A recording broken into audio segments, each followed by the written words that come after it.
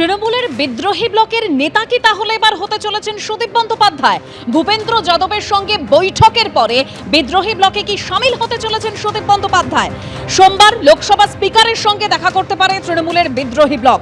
আমাদের প্রতিনিধি কৃষ্ণেন্দু অধিকারী আমাদের সঙ্গে টেলিফোন লাইনে রয়েছেন। কৃষ্ণেন্দু, তৃণমূলের বিদ্রোহী ব্লকের চিঠিতে কি তাহলে সই করতে চলেছেন সুদীপ বন্দ্যোপাধ্যায়?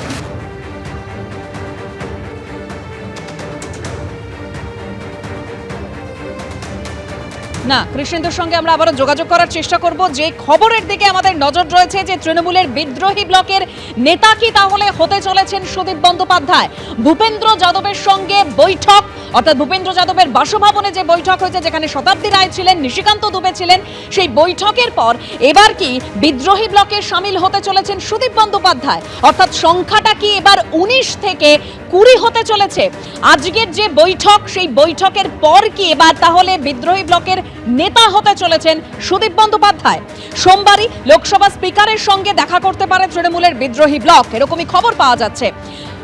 কৃষ্ণেন্দুর সঙ্গে আমরা আবারও যোগাযোগ করেছি আমাদের প্রতিনিধি। কৃষ্ণেন্দু, তাহলে কি তৃণমূলের বিদ্রোহী ব্লকের চিঠিতে এবার সই করতে চলেছেন সুদীপ বন্দ্যোপাধ্যায়? দেখো, যেটা সূত্রপাত জানা যাচ্ছে সেটা যা সময়ের অপেক্ষা। আজকেই তিনি সই করবেন অথবা আগামীকাল করবেন।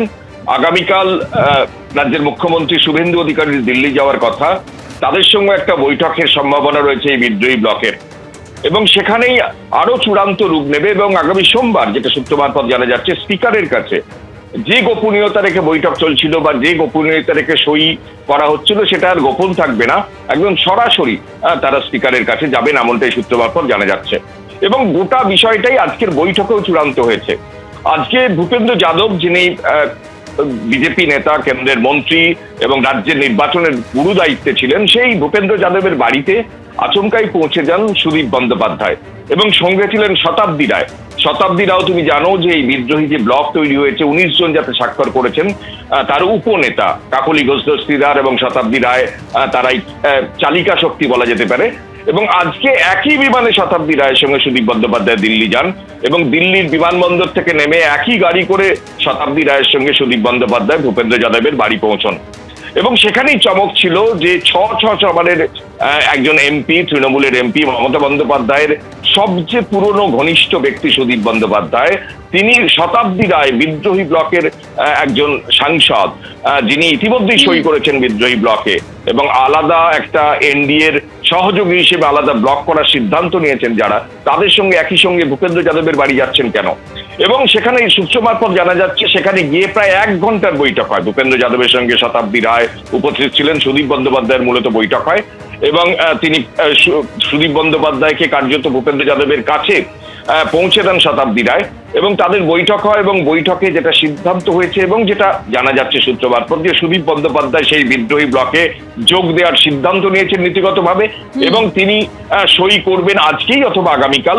এবং তারপর অফিসিয়ালি আরো একটা ডেভেলপমেন্ট, যেটা খবর পাওয়া যাচ্ছে, যে এই বিদ্রোহী ব্লকের নেতা হিসেবে সুদীপ বন্দ্যোপাধ্যায়কে সামনে আসারও একটা তোড়জোড় শুরু হয়েছে।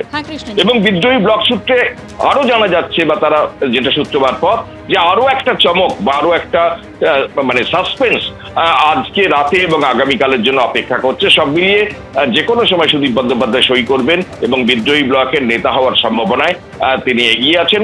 আগামীকাল মুখ্যমন্ত্রীর সঙ্গে একটা বৈঠকের সম্ভাবনা আছে, তারপর স্পিকারের কাছে গেলে গোটা বিষয়টা স্পষ্ট হবে। কিন্তু যে 19 জন সই করেছিলেন ইতিমধ্যে, তারপর সুদীপ বন্দ্যোপাধ্যায়কে ধরলে সেটা 20 জন হবে। বারবার তারা দাবি করছিলেন 20 জনের সমর্থন আছে, সেটা স্পষ্ট হলো।